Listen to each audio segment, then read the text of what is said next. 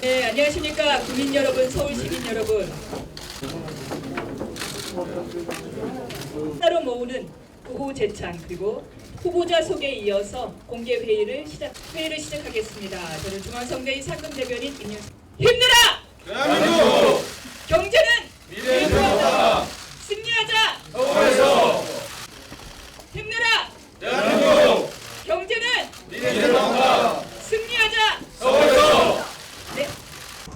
대략 이제 이 본격적인 선거 운동으로 지금 들어갈 수 있는 시기라고 생각하는데, 여기 지금 서울에서 입후보하신 미래통합당 우리 후보님들께서 그동안 많은 애를 쓰셨기 때문에 대략 각자 지역에서 어떠한 지금 상황에 처했다는 건 잘 판단하고 계시리라고 생각합니다. 저는 이 서울시의 유권자들의 판단 능력을 갖다가 무조건 믿습니다. 대한민국의 선거 역사에서 서울시 유권자가 대한민국의 정치사를 변경시켜 온 사례를 갖다가 우리가 읽을 수가 있습니다.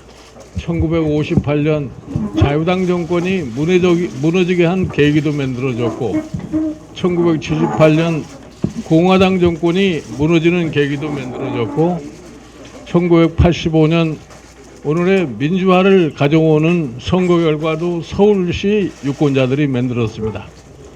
그렇기 때문에 저는 이 서울시 유권자들이 지난 3년의 문재인 정권에 대한 판단을 갖다가 어느 유권자보다도 잘할 수 있다고 저는 판단하기 때문에, 그래서 이번 4월 15일 총선에서 우리 미래통합당 후보자들이 많은 성과를 갖다가 거둘 거라는 데에 대한 확신을 갖다가 가지고 있습니다.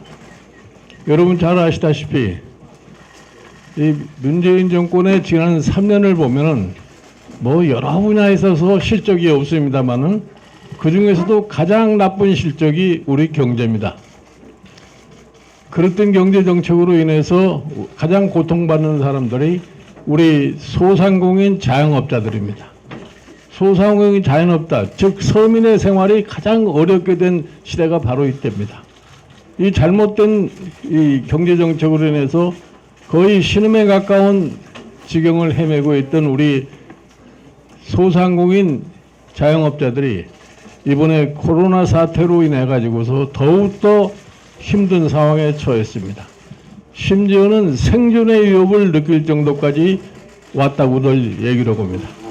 이래서 제가 최근에 지방도 좀 다녀왔습니다만은 일반적인 여론이 시대는 많이 바뀌었지만 옛날에 선거의 고로 나타났던 못 살겠다 갈아보자고 하는 것이 일반 유권자들의 심정이라는 것을 제가 파악을 했습니다.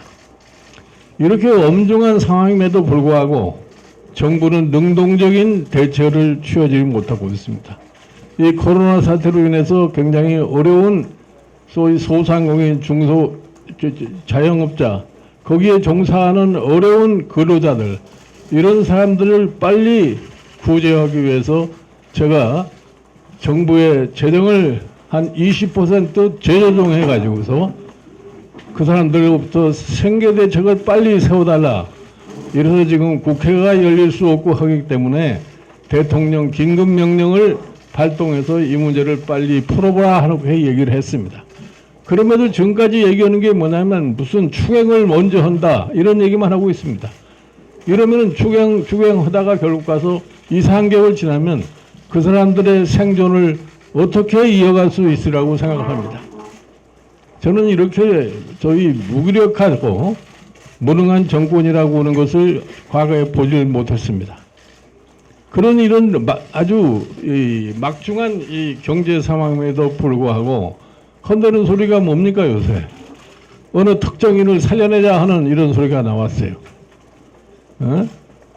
이 사람이 말만 하면은 사람이 먼저라고 얘기했는데 그 사람 먼저라는 얘기가 조국이라는 사람으로다가 귀결된 것 같습니다.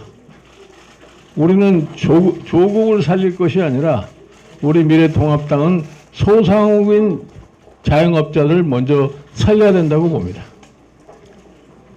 가구당 100만 원씩을 준다고 얘기를 해놓고 이게 언제 줄지도 모르는 그러한 지금 형편에 처해 있어요. 아무런 준비도 없이 말을 뱉어놓고서 이제 와서는 이러지도 못하고 저러지도 못하는 그런 태도를 취하고 있습니다.